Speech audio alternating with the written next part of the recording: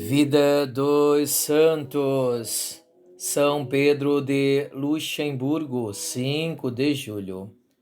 Pedro de Luxemburgo, descendente por parte de pai e mãe das famílias mais nobres da Europa, nasceu em Lorena, França, no ano de 1369. Quando era ainda um menino estudante, aos 12 anos de idade, foi a Londres em troca do resgate do irmão, o conde de São Paulo, que fora levado como prisioneiro. Os ingleses ficaram tão impressionados com o santo exemplo de Pedro que o libertaram ao final do ano, recebendo sua palavra em lugar do resgate. Ricardo II então o convidou a permanecer na corte inglesa, mas Pedro retornou a Paris, determinado a não ter mestre algum além de Cristo. Ainda tão jovem, aos 15 anos, por conta de sua prudência e santidade, foi nomeado bispo de Metz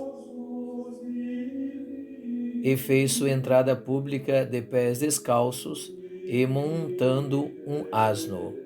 Governou sua diocese com todo zelo e prudência próprios da maturidade, e dividia os ganhos em 3 partes: a igreja, os pobres e ao seu gabinete.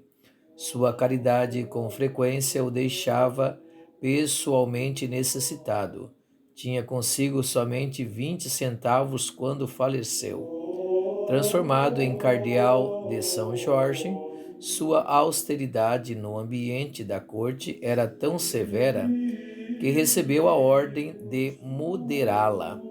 Pedro disse em resposta: "Hei de ser sempre um servo inútil, mas pelo menos sei obedecer."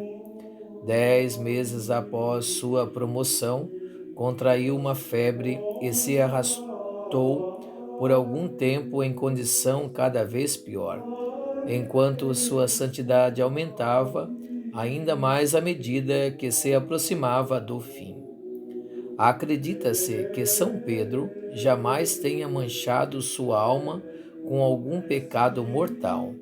E, no entanto, conforme crescia na graça, sua santa ira contra si mesmo tornava-se mais e mais intensa. Por fim, quando recebeu os últimos sacramentos, forçou os presentes, um por um, a flagelá-lo por suas faltas, e então permaneceu deitado em silêncio até falecer. No entanto, foi do agrado de Deus glorificá-lo como seu servo. Entre outros milagres, consta o seguinte: a 5 de julho de 1432, uma criança com cerca de 12 anos de idade morreu ao cair de uma alta torre do palácio de Avignon, sobre uma rocha escarpada.